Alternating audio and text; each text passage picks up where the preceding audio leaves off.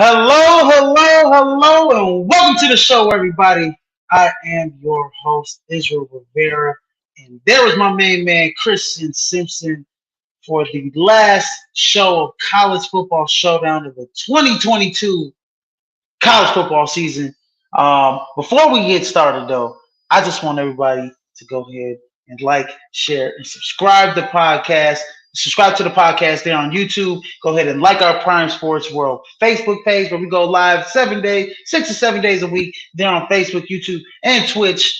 Also, go ahead and like our NBA Supreme group and NFL Supreme group fan pages there on Facebook for more fan interaction. And in case you missed our live stream, you can catch us on all major platforms where all podcasts can be heard. That's Apple Music, Samsung, Amazon, Spotify, and iHeartRadio. Ladies and gentlemen, Prime Sports World has you covered all the way around. And what's going on, my main man for the Daily List blog, Monday Evening Quarterback, Christian Simpson? What's going on, buddy? Oh man, just here to wrap up this show with you. Wrap up this season. I know I have a lot to say, as I'm sure you have a lot to say, and man, I can't wait to do this again with you next year too, man, because this has been so much fun. It really gets me ready for the weekend of football, and we have a lot to talk about.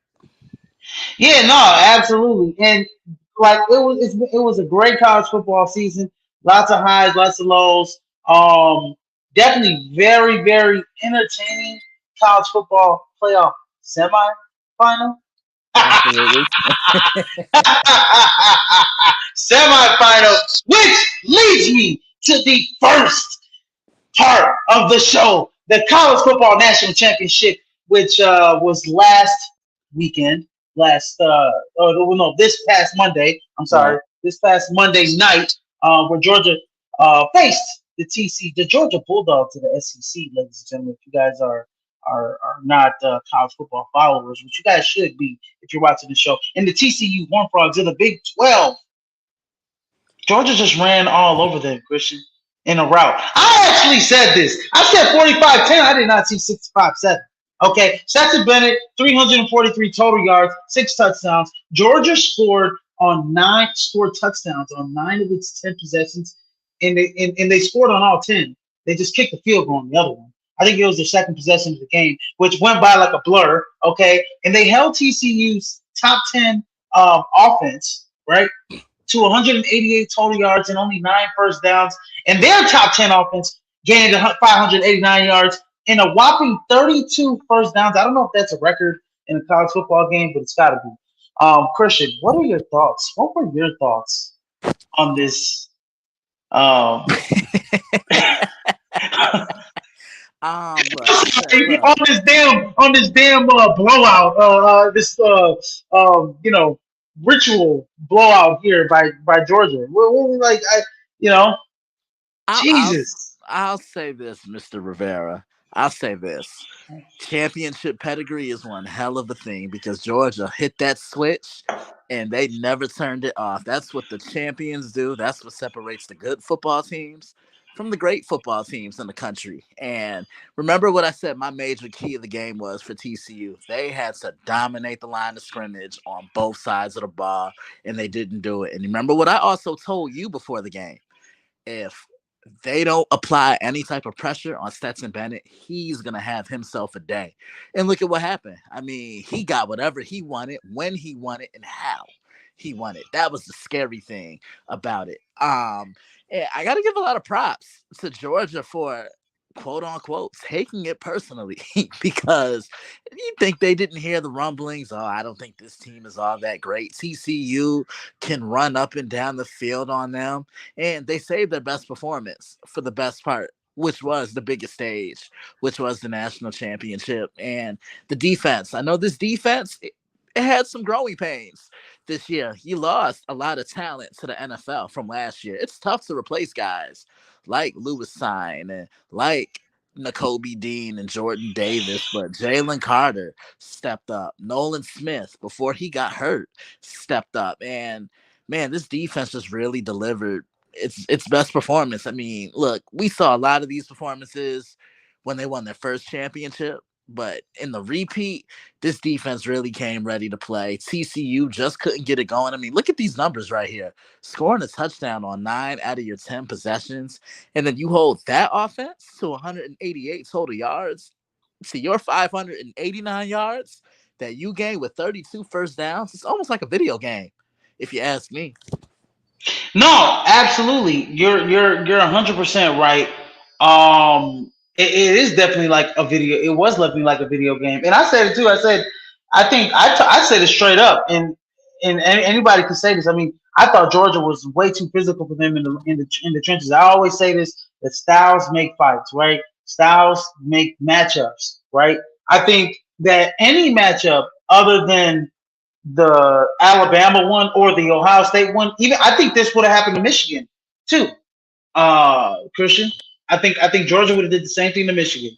I don't think it would have been 65-7, No, I don't think it would have been 65 to but it would 7, have been but it I would have been a think rout. It would have yeah, been I think Michigan would have got stuck in their ways. That's the yeah, problem with yeah. Michigan. But nah, man, just congratulations to Kirby. I mean, this is the reason why they hired him and they gave him that contract extension during the summer, not to win SEC East titles, not to win conference championships, not to win playoff games, to win national championships, and he's done that in back-to-back years.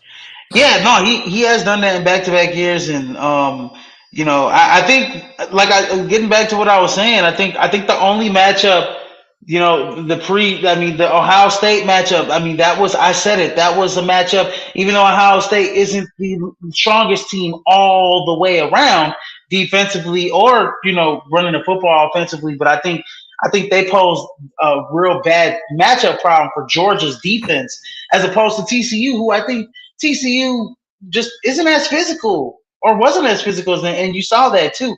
Defensively, Georgia stuck them. They caused three turnovers, a fumble, two interceptions by a Heisman Trophy finalist and Max Duggan, who looked real normal in this game. He looked very, very good against Michigan. Even we saw him throw some real bad throws against Michigan too, right, Christian?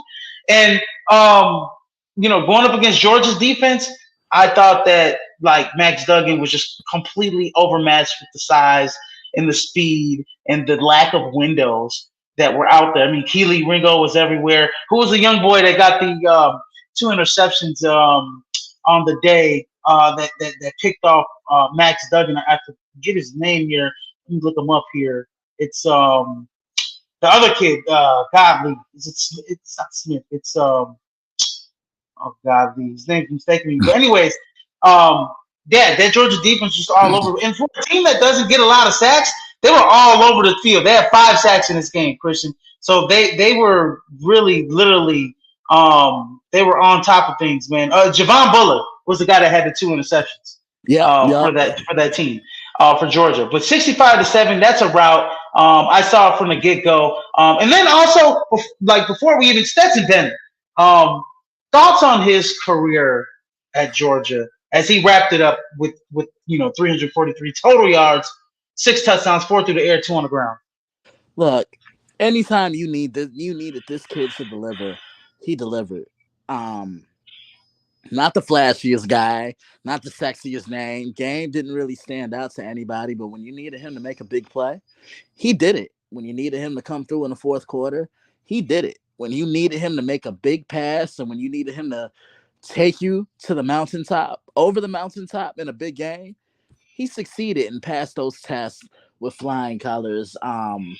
Could go down as the greatest quarterback in Georgia football history. And I mean, Aaron Murray, who was a Georgia quarterback, gave him his flowers and said that. He was like, yeah, he just delivered when he had to. And I mean, look, throws the ball from the pocket, makes throws on a run. But I think the most dangerous part of his game was the ability to escape and extend plays with his feet. And I kept telling TCU, He's the mailman, man. I'm He's the telling mailman you, for a reason. and I kept saying, if TCU didn't apply pressure to him and keep him in that pocket, he's gonna do whatever he wants. And look at the numbers right there. Look, hey, Christian, we always talk about, even the Georgia fans, they call him the mailman. Shout out to Carl Malone. But Stetson Bennett is the mailman. He delivers when you need him. Yep. And I'd say that he's a big game quarterback, right? Yeah. You get those in college football, big game quarterbacks. This kid may not play, and he may not play at a starter level at the next level, right? But this kid he epitomes what a college quarterback, a great college quarterback is, right? Great, amazing story. Walk on, wasn't even a starter last year, had to earn his way to start, took them to the national championship game, won the national championship, came back, had a Heisman candidate year, and then, played his tail off in the national championship. I mean, this is probably one of his best games, probably if not his best game of his college career, and he ended it on a bright spot by winning the national championship. Absolutely. Absolutely. I mean, like I said, anytime you needed this kid to deliver, he did it. I mean, he did it with flying colors, passed those tests, as I mentioned, and I mean, made everybody around him better. Like, spread the ball around to those receivers. And how about look at what I liked was how dynamic Todd Monken is in getting Brock Bowers the football, using him in a variety of different ways. Name a time when you've seen a tight end get the ball on a jet sweep, Izzy. You don't really see that No, too much. no, you're absolutely right. And you know what? Speaking of that, I mean, we go to. I mean, Brock Bowers is one of the fastest tight ends. He's only a true sophomore, ladies and gentlemen. So he's not Wow. coming out this year for the NFL draft. He will be back there in the red and black for the Georgia Bulldogs. So that keeps everybody excited. And that actually moves into the next um our next segment here, and that is the way too early, or not way too early, but the early top 25 rankings, because there's still some signings that need to go, some people in the transfer portal that need to be placed elsewhere. But these are the Prime Sports World early top 25 rankings. I'm starting out with the national title favorite, the Georgia Bulldogs, at number one. Even though Stetson Bennett is gone, a lot of guys, Keely Ringo's probably gone, Jalen Carter's probably gone. A lot of those guys are gone. You got guys like Brock Bowers that are coming. Brock Bowers that are coming back. There is going to be a little bit of a quarterback issue, but I mean, they're still bringing Georgia's still bringing back a lot of guys defensively. I mean, they just retool. Christian, they have the number five recruit. They have the number two recruiting class this year. Last year they had the number one. They had the number another top five recruiting class last year. They had the number three recruiting class last year. The year before that, Christian, they had the number four recruiting class before that. So I mean, this team just keeps retooling every year, and they are the favorite next year to win it all. Yeah, and I'm not surprised. And they're going to continue to build that offense around Brock Bowers and number six, Kenny McIntosh. I love Yes. what this kid brings to the table because he's almost like their version of Debo Samuel out the backfield. Can hand the ball off to him, create those mismatches with him in space, can catch the ball in space, and he moves very fluidly without the ball in his hands, but with the ball in his hands he's a Swiss Army knife because you can get that mismatch against a safety on him. He's going to win that battle every time. Linebacker, forget about it. Kenny's winning that battle. So I think these are going to be the two key pieces for this offense next year. And Mm-hmm. whoever the quarterback is, he's going to have these two guys to kind of be those safety valves. No, absolutely. Kenny McIntosh is definitely a guy, a young running back 10, and I'll get to some running back 10s here in a moment here. But yeah, no, Georgia's a plus 225, so they have the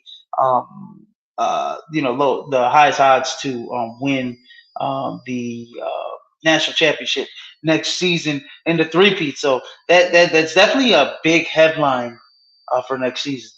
Can Georgia three-peat and turn this thing into a dynasty? Because right now, if they could have won, if Saban didn't put Tua in for Jalen Hurts, what 2 3 how many years ago was that? That was About about four 4 or 5 years four or ago. five years ago. We could be About four or talking five years about ago. yeah, and we could be talking about Georgia being a dynasty right now Yeah, we could be talking about them winning what, three national championships in five in a years. 5 year span. In a 5 year span, right? So they're going for a three-peat next year. So it's definitely a top headline. Number two, we got the University of Michigan Wolverines here as a number two team in the nation, bringing back J.J. McCarthy, bringing back Donovan Edwards, Jim Harbaugh, question mark, he's went to the NFL. They have the, godly, they have the 8 highest odds at plus 2,000 to win the national championship next year for the Michigan Wolverines. What do you see with them next year? Do they have a shot to get back in the CFP, or what do you think, Christian? I think this is their division to lose at this point, and most importantly, they got their first win of the 2023 calendar year. Blake Corum announced he's coming back, and Yep. I knew he wasn't going out, and he wasn't gonna let that knee injury be the lasting memory for him. Now it's all about putting it together in a bowl game when it matters most, and that's the problem that they have. But I think right now this is the favorite to win the Big Ten East and win another Big Ten championship. Yeah, no, definitely. I do agree. I think Michigan is definitely primed to win a Big Ten, especially with all the with the quarterback situation. It's probably going to go down at Ohio State. We don't know, who's going to be the quarterback for Ohio State as of yet. I know that there is, you got Kyle McCord. You got Kyle McCord's a 5-star prize recruit. So he's probably, if I had to take a bet, he's probably the next one. But we don't know what he is. We don't know what Devin Brown is. What I do know, for Ohio State, next, they're gonna our number 4 is that they do have Marvin Harrison Jr. So having those weapons back is key. So Michigan's definitely in a better position because they got JJ McCarthy, you got Blake Corn back, Donovan Edwards back. Not sure if I think Ronnie Bell's a senior, so he's probably clearing this year. Not sure about that. But anyways, next on our list we got Alabama. Same kind of position that Ohio State's in, right? We don't know what the quarterback's going to be, but they did show some signs of, having some offensive playmakers at the wide receiver position. Yeah, they definitely did. But I think the key for Alabama, if they want to get back to the position that Georgia's been in these last 2 years, they got to fix up that secondary because that's been the Mm-hmm. vulnerable part. I've mentioned it the last 2 years, Izzy. They just continue to give up too many big plays down the field. But they're gonna be motivated. And Saban is like, look, one of my proteges, he's won the last two. I haven't won one in the last couple of years, and he beat me to get his first. So you can't sit here Mm-hmm. and tell me that Nick probably isn't motivated to get back into the lab and fix some things Yeah. up. No, absolutely. That's why they're a little low on. I mean, they're low. I see some guys at them with top, top 2. I got them. I don't got them in the top 2. I got them in the top 3. I do think they are bringing back some guys, some talented pieces, especially with the last couple of recruiting classes, them being always in the top 5. They got some guys on both sides of the ball. We just don't know who their stars are. Definitely, Harold Perkins from LSU is definitely the top SEC defensive star. That's a first. Like Alabama not having one in the last, it's been a long time. I mean, you go like Will Anderson. I mean, LSU always has, like Derek Stingley, Tyrann Mathieu, guys like that, like in the past. But I mean, Alabama usually has, those defensive guys. We don't know who it's going to be next year, right? Um, Exactly. Exactly. so, and that's the only thing I have a concern about Alabama going into next year. I am going to go on a limb, though. I will say Jalen Milroe for the quarterback from Alabama. I could I see think it. he's going to be special. You think so? I think Jalen Milroe. I think Jalen Milroe's the guy that he's got a lot of Jalen Hurts in him. Okay. The only thing, like pre Oklahoma Jalen Hurts, like I can beat you with my legs, but I'm a little iffy with my arm. Right, right, right, right. That's what Jalen Milroe gets out of me. Anyways, number 4, Ohio State. We kind of touched on them as well. Questions at quarterback. We have no question absolutely at wide receiver. They did lose John Baptiste to one of their top defensive ends to Notre Dame through the transfer portal last couple of days. So that's a key call from the defense that they're going to miss next year for Ohio State. But they do bring back, Emeka Ibuke, right? Marvin Harrison Jr. You got some talented guys coming back for Ohio State. The only key thing about them is just the quarterback position.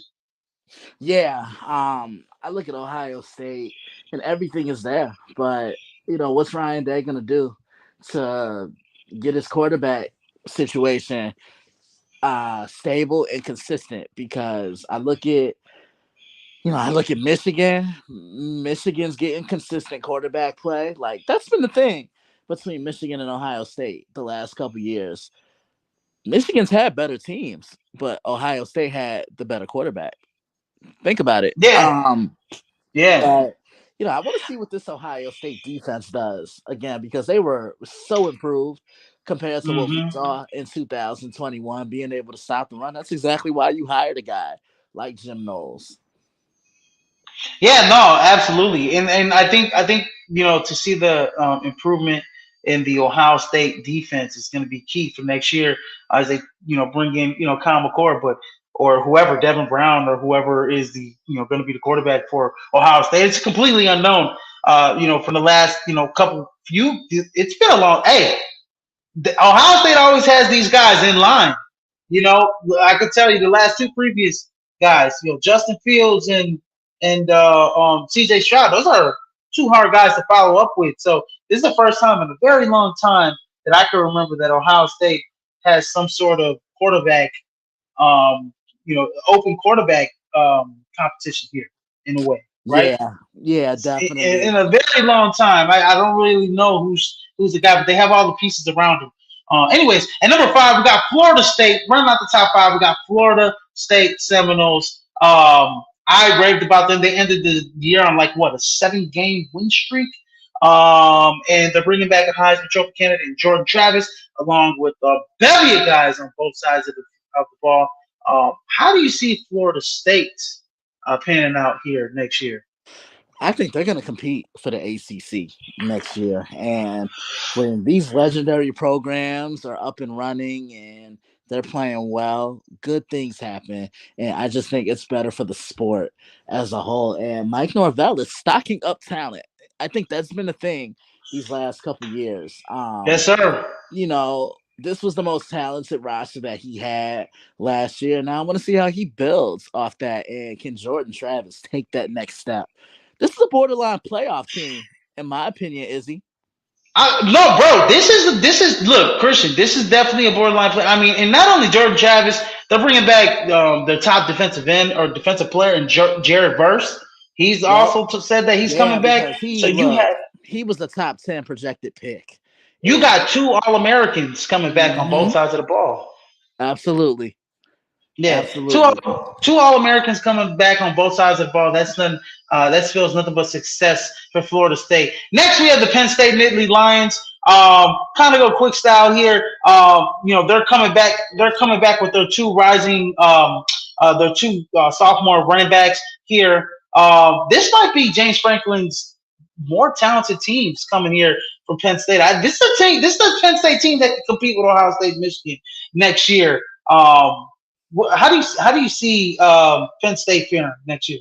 It's going to be tough to replace a guy like Sean Clifford. Again, kind of, I don't want to say he's like Stetson Bennett, but just nothing flashy about his game. Just came in, managed things, made a big throw, and he was able to benefit this year because of the running game. And I think that tandem of running backs is going to be huge in 2023 in the fall this year. Katran Allen, Nicholas Singleton. Yep. And I think they're going to be very run heavy until the quarterback gets on the same page with those receivers. Yeah, no, and they got a 5-star guy, Drew Alar. Pretty much may have that spot set up, but we don't know until spring ball hits. But yeah, I mean, Penn State's looking like a very, very talented team. I mean, seeing what they did against the Utah Utes. I mean, K. Trey Allen and Nicholas Singleton had 3 touchdowns on the ground for over 157 yards. Most of it was done by Nicholas Singleton, but both of those guys are, two amazing, super sophomore running backs. And we'll see what Drew Allard, 6'5", 242, big guy, big strong arm. Can run the RPO. So we'll see what he brings to the table next year. Number 7, LSU. Look, I already mentioned him, Harold Perkins. He's going to be a true sophomore next year. He's the next SEC defensive superstar. They bring back Jaden Daniels next year. You bring back some other guys on both sides of the football. How do you think LSU is going to fare under the second season for Brian Kelly? I think they're going to be even better than what they were this year. And let's not gift wrap this division for Alabama just yet. Remember, LSU won this division this year and they beat Alabama.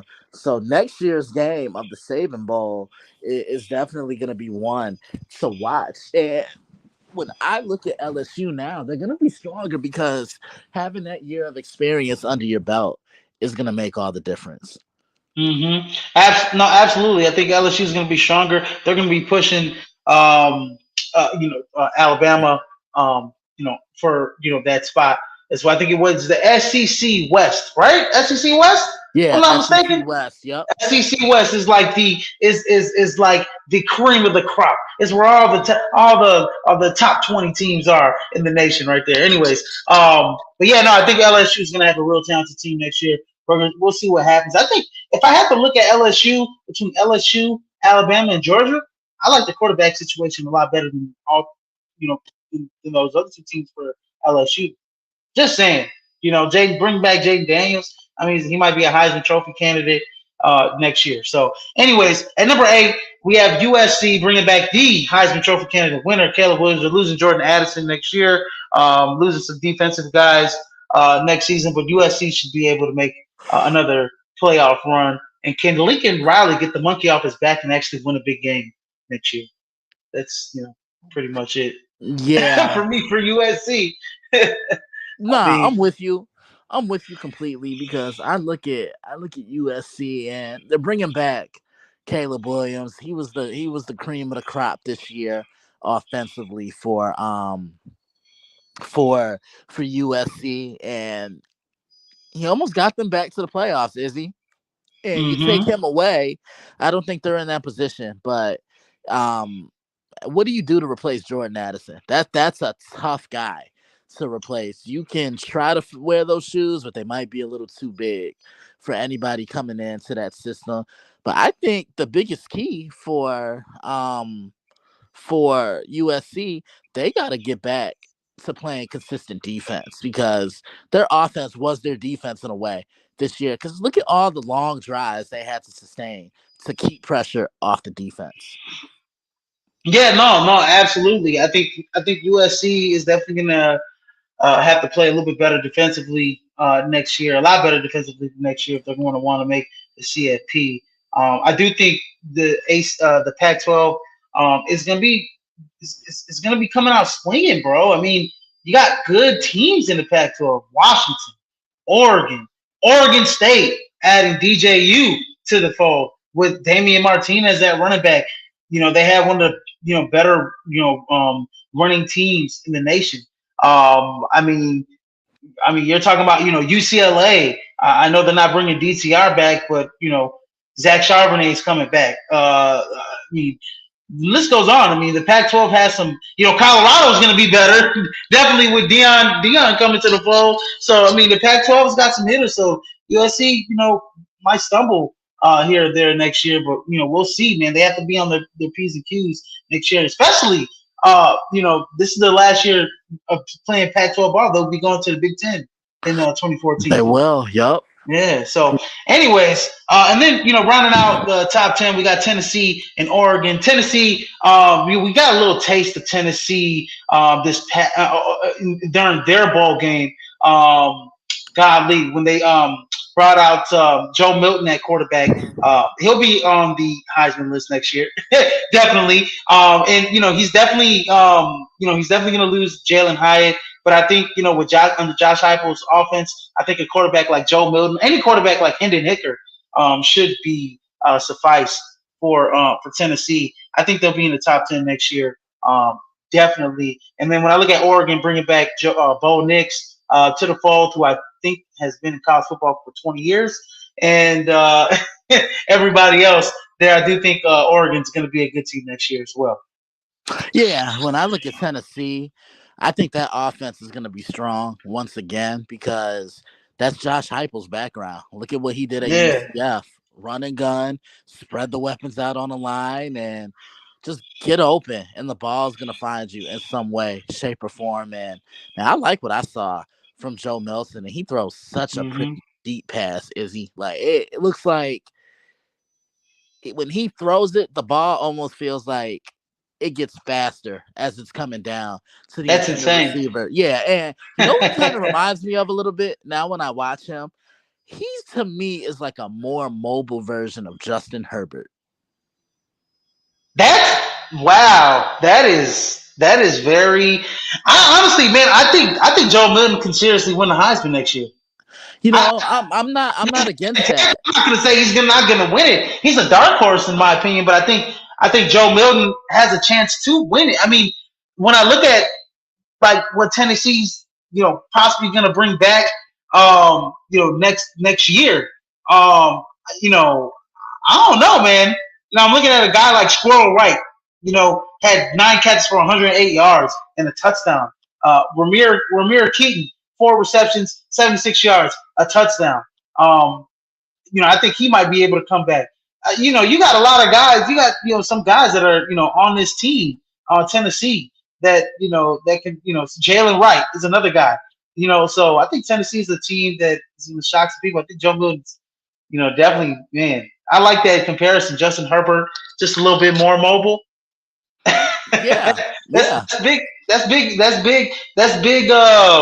Expectations for a guy that hasn't started yet. That's what Yeah, I'm and you saying. know what? I'll say this. I think he has the perfect coach to help complement and cater to his skill sets. I don't think he's Yeah. had that the last couple of years, but I think he could be something special in Knoxville.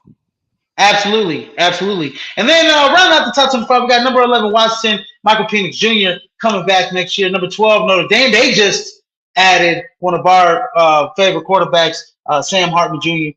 Sam Hartman from Wake Forest, and also they added one of the top pass rushing ends, edge rushers in college football from Ohio State, and John Baptiste. And then they have another top 10 recruiting class coming in for Marcus Freeman. So yeah, watch out for Notre Dame this year. At number 13, we got Utah. Number 14, TCU. I don't know if Max Duggan. I don't think Max Duggan has made any decision yet, but we all anticipate him pretty much leaving for the draft. Anyways, and then moving forward, we have Clemson, K. Klubnik, who should, probably be in the Heisman consideration next year at some point, but we'll see how he plays. But he's their next star there, quarterback for Clemson. Number 16, Texas. It's going to be either Quinn Ewers or Arch Manning. Who do you think? Well, what do you think happens with that situation? They're I know probably they're gonna losing Bijan Robinson and stuff like that. look They're still the bringing back Xavier Worthy, Xavier Worthy. Worthy. Yeah. So I could see them going Arch. I really from the could. get Yeah, I think they're gonna go Arch this year. The hype has been there surrounding him these last couple years, and now it's the time. I agree.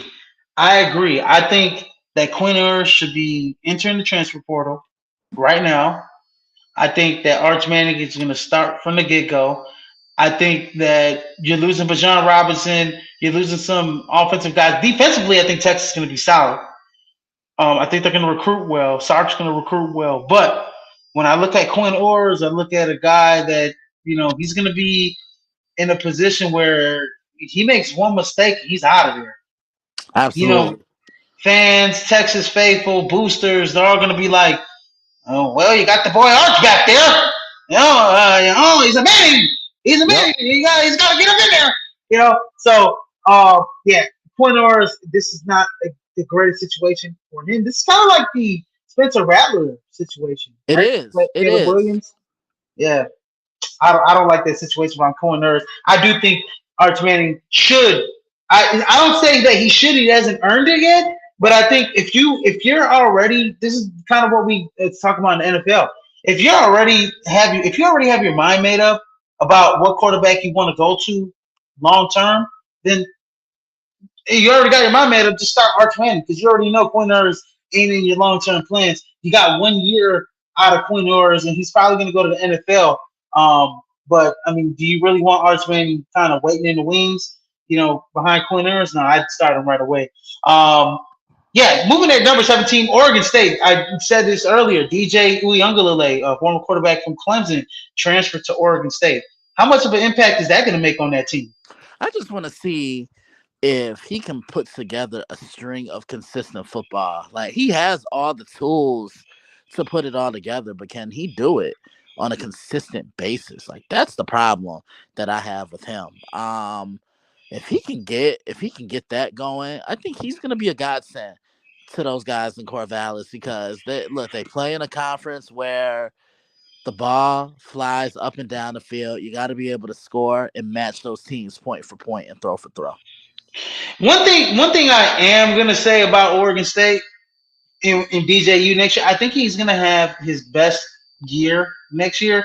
Oregon State's going to lean on Damian Martinez, a lot next year. They're going to lean on the running game. DJ plays, perfect with that style, but they're bringing back 4 offensive linemen. Probably this is one of the best offensive lines in college football in Corvallis. And so you're bringing back a team that has some veteran leadership there in the offense. So I think DJU just kind of the straw that's going to stir the drink. Darren Corvallis, I think he's going to have another bounce back year. He was having a bounce back year last year until the end of the year. So Yeah. he, stop playing consistent ball. But I think in Corvallis, I think he'll have a change of scenery, not as big expectations on his shoulders to carry the load. I'm the next guy that's carrying the load from Deshaun Watson and Trevor Lawrence. You know what I mean? For Right. Clemson, I think that big load on his shoulders kind of wore on DJ. I think he goes to a place where he's just gonna ball, and I think that's what he needs in Oregon State. I like Oregon State Exactly. to actually remain. I like Oregon State to actually contend for that Pac-12 title next year. I got him low on the list at 17, but I expect him to get in the top 10 next year, possibly going for a Rose Bowl berth next season. Okay. Round Okay. up, yeah, and then at number 18, Kansas State. Number 19, Tulane. I believe Pratt, their quarterback, is coming back. They went from winning 2 games to winning what 11, 12, Christian. Yeah. Yeah. The biggest turnaround in college in D1 in college football history, pretty much. So yeah, Tulane definitely is going to be in the top 25 next year. Number 20, we got Ole Miss. Number 21, North Carolina. Can't keep North Carolina out there. They're going to have probably arguably the best quarterback in college football in Drake May. And that's crazy saying that with Caleb Williams coming back. But I do Drake May can push him for that slot. North Carolina's going to be fun to watch. Put up a lot of points. Can't stop a fly. Number 22, UCLA. I'm sorry, bro. Number 22, UCLA. Like I said, Chip Kelly's always had these masterful. It's going to be hard to fill those shoes of DTR, whoever does. But whoever does it, has got a good college football coach, kind of, put him under wing. And Chip Kelly, I think with Zach Charbonnet, UCLA is going to start off more of a running team next year, and then kind of ease their way into that fly style, up and down style that Chip Kelly likes to play. Then round out the top 25, got Texas Tech, Oklahoma with Dylan Gabriel coming back, and number 25, James Madison. Burned me a couple times last year betting, but I think James Madison can definitely be it should be a top 25 team next season.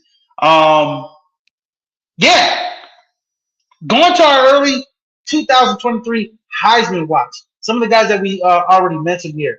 And number 1, I got Caleb Williams, USC. Number 2, Drake May, UNC.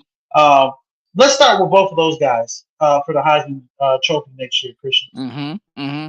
Yeah. I mean, don't blame you for having Caleb's name up there again. After all, the man did just win it himself, so he comes in as the reigning Heisman Trophy winner. And no guy has won it back to back since Archie Griffin in the 70s. So could he join that? Yeah, it's possible. If he can put together another year like he did this year, I think he runs away with this award. And then Drake May.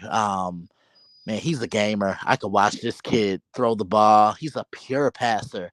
He spreads the ball around, kind of cut from that Drew Brees mold guy that can throw the ball, spread the ball around to the open receiver. If you're open, you're getting the football. For sure, for sure. If you're open, you're getting that football. Definitely. I think Drake May. Anytime you're in the same sentence as Lamar Jackson, guys like that. Because if you remember, I mean, he had, what was it? How many consecutive? I think it was like 7 consecutive games with like 4 touchdowns. That was Lamar Jackson esque. Mm-hmm. But when I look at Drake May, I look at a kid that you threw around that Justin Herbert comparison with Joe Milton. I kind of had to go back and think about it. And I'm like, man, yeah, you know what? Joe Milton does got a little bit of but this kid is Justin Herbert 2.0. This kid actually is I think this is the actual comparison that you should have made. Drake May's a guy that it can put it on the ground, can kill you with his feet. He can definitely kill you with his air, and he's got great size at 6'5", 220. I think this kid, I think eventually, I think next year we'll be talking about Drake May being a better quarterback than Caleb Williams.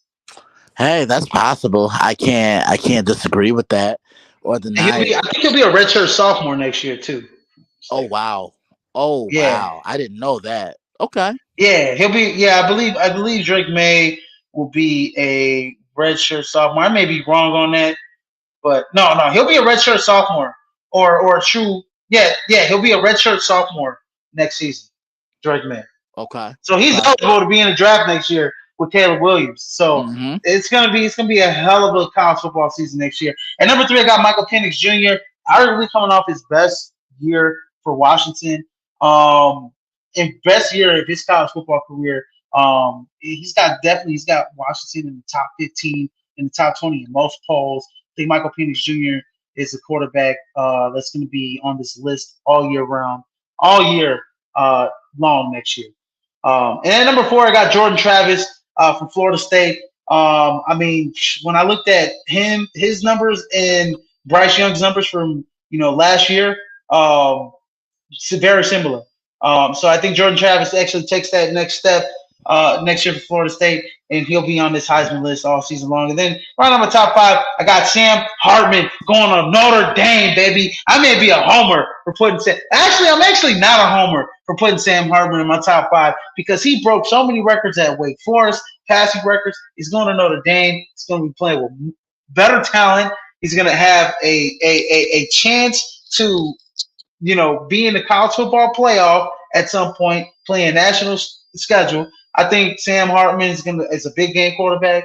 I think he's definitely a Heisman Trophy candidate next year under the Notre Dame Fighting Irish. Yeah, I agree because what did I tell you? Notre Dame. I'm excited to watch them next year, especially with that kid under center. Because what did I tell you, Izzy? Everything's been there for Notre Dame. Strong offensive line. They've been able to run the football. They've had decent weapons in the passing game, and the defense has been amongst one of the best in the country. It's just been the quarterback. And Sam Hartman is a game changer. He is going to elevate this team. He's going to put this team on his back. And man, they could be a title contender next year if everything clicks. No, absolutely. Absolutely. Notre Dame could be a title contender if everything clicks and they finally got their quarterback. Man, I'd have to say, man, since Malik Zaire, maybe even before that, I mean, a quarterback of this kind of stature, um, They haven't had man, it in a while. win. They haven't had it in a while. It's got to be Brady Quinn, bro. It's not. Yeah. It's not Malik Zaire. It's not Everett Golson. It's not Deshaun Kaiser. It's got to be all the way back. It's not Jimmy Clausen. It's got to be all the way back to Brady Quinn. Gotta be. Gotta be. Yeah. Since they had a quarterback like this, that's got me excited in the passing game. That I think that's elevate that program. Anyways, my dark horses: young sophomore, true sophomore, Kay Klubnik from Clemson, Joe Milton. You mentioned him about Tennessee, and then Marvin Harrison Jr. Probably arguably the best wide receiver in the nation. That can't come out. That probably arguably in any class, freshman, sophomore, junior, senior. It doesn't matter. I think Marvin Harrison Jr.'s got the goods. He'll be on the Heisman list next year for sure.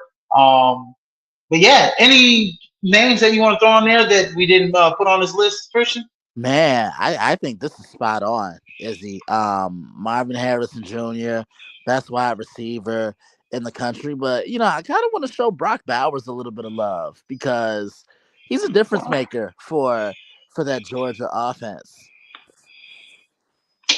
Yeah, no, I definitely do agree with you. I think Brock Byers is a guy that you got to watch out for.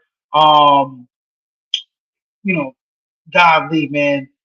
Anybody that's Arch Manning, Quinn Ewers, from Texas.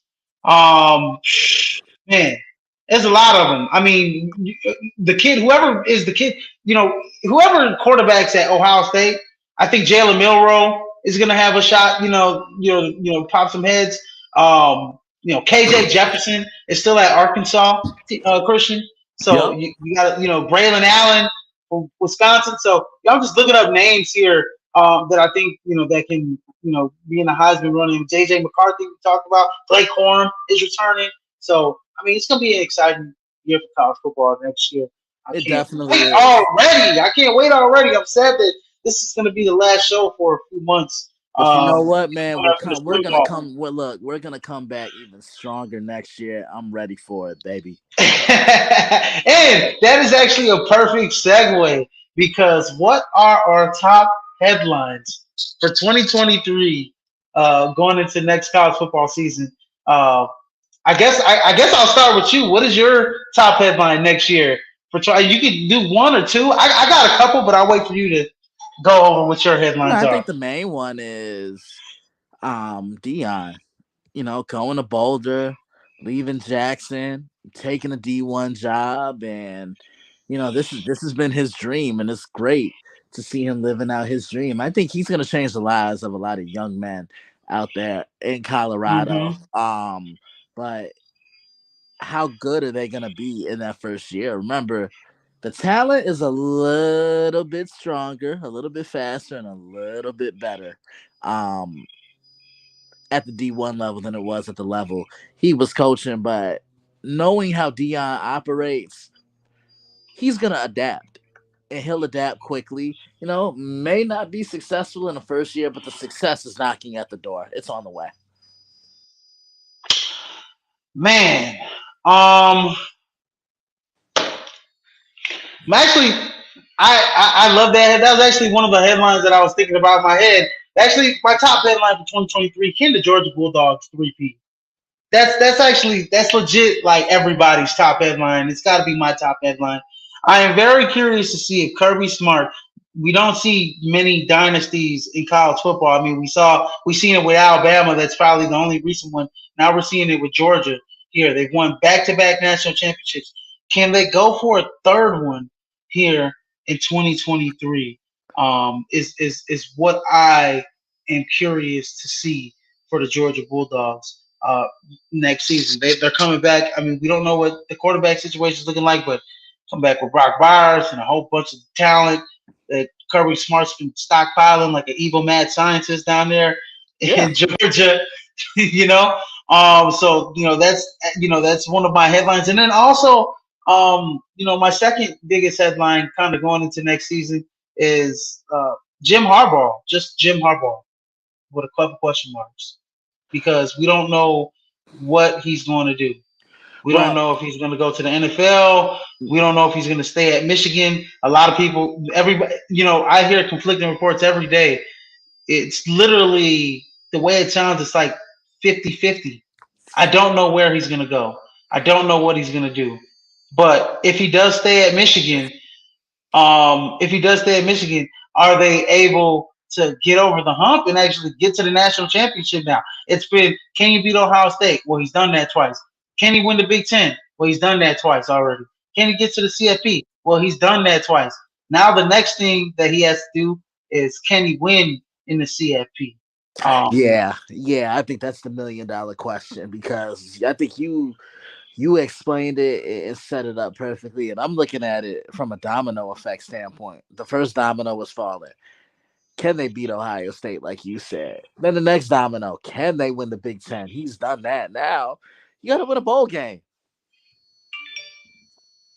Yeah, no, you definitely have to win a bowl game. That's key, and not just any bowl game. They expect you to be in the top four every single season that you're at Michigan. Now that you're there, and I think next year you have an even better shot, right, to make the national championship next year. So for another top headline is Jim Harbaugh question mark. Where's he going to go, and also is he able to take this team to the national championship next year for the University of Michigan. And then, yeah, I do like the Dion one. That's another one. I think Dion's going to change the landscape of Colorado. Like he's going to bring them. I mean, the last time they won a national championship was with Eric Bieniemy at running back. Okay, That's saying that, something. that was back before. That was before the Rashawn Salam days. That was, I think, Wow. 1990. And Rashawn Salam was what, 93, 94, something like that. Yeah. Yeah, Eric Bieniemy was a 1990 running back for Colorado, if I'm not mistaken. That's the last time they won the national championship. So it's been over 30 years for them. So I know Dion's excited, but yeah, that's definitely a big one. And then also, I'm gonna actually add this. Um, out of all, I'm gonna actually add this as another headline as well. Which which transfer portal quarterback is going to elevate himself into the Heisman Trophy candidate. I know I got Sam Hartman in there, but we got DJ. Going to Oregon State, he might be a Heisman Trophy candidate. We got a few other guys that are in the portal as well. So hopefully we can see some of these portal guys. Make dividends for their team. So Right. we'll see next year. But anyways, ladies and gentlemen, that has been a wrap for the 2022-2023 college football season. Me and Christian have it's been a joy bringing this to you guys for damn near what has it been? What 17 weeks, 18 weeks, 17 great weeks, and man, 17 great weeks. look, there's nobody else I'd be doing this with other than the CEO of Prime Sports World himself, Mr. Israel Rivera, man. Man, look, You we gotta be did funny when that. you be saying Mr. CEO. Right. Y'all be getting me with that one. Y'all be getting me with that one. It's funny, Nah, man. man, but nah, I appreciate you, brother. Like I really do, man. Thank you for Absolutely. man, and man, I can't wait to do it back again this year. Absolutely, and we'll be back around springtime with Absolutely. some Yep. more transfer portal news. I'm pretty sure you'll get me and Christian there are more NFL coverage, and Absolutely. actually when the NFL draft comes around, me or Christian will probably be on one of those shows to kind of give you more in-depth analysis on the college football season, or any college football prospects that are coming into the first or second round of the draft. But anyways, you guys want to look out for some more college content. We'll be coming back with college basketball madness here in a week with our mid-season awards review and kind of season review going into, and then we'll do some bracketology. Have some fun with that. I'll be there with you. College. We'll do it Oh, again. you'll be there, college I'll be there. basketball We did it madness. a couple years ago, and we had a blast doing it. I'll be there with you again. He'll be there for some bracketology stuff, but yeah, we'll come back with some college basketball madness here in a week or two. So you guys don't want to miss that, and don't miss the prime here, man. Monday through Sunday, bringing the heat. David, TJ, Christian, me, and Matt James will be coming on here, Monday with the review of the NFL, and probably preview that Monday Tampa Bay Buccaneers, but. Anyways, guys, that's Christian Simpson from the Daily Bitside blog and the Monday Evening Quarterback, and I am your host here tonight, Israel Rivera. And like I said, guys, take a moment, please like, share, subscribe to the YouTube page, Prime Sports World, our Facebook page. Go ahead and like our Facebook page on Facebook as we go live every time here on Facebook, and go like our NFL and NBA Supreme Facebook groups. And if you missed this episode of Prime Sports World, make sure to catch it here on all major platforms where podcasts can be heard. It's Apple Music, Samsung, Amazon, Spotify, and iHeartRadio, ladies and gentlemen, because Prime Sports has you covered all the way around, baby. Bringing the heat, ladies and gentlemen. The only way we know how. The only way we know how. And ladies and gentlemen, if I miss you, and if I don't see you next time, man, good afternoon, good evening, and good night, ladies and gentlemen. And sayonara, suckers. See you guys next time, baby. Yes, sir.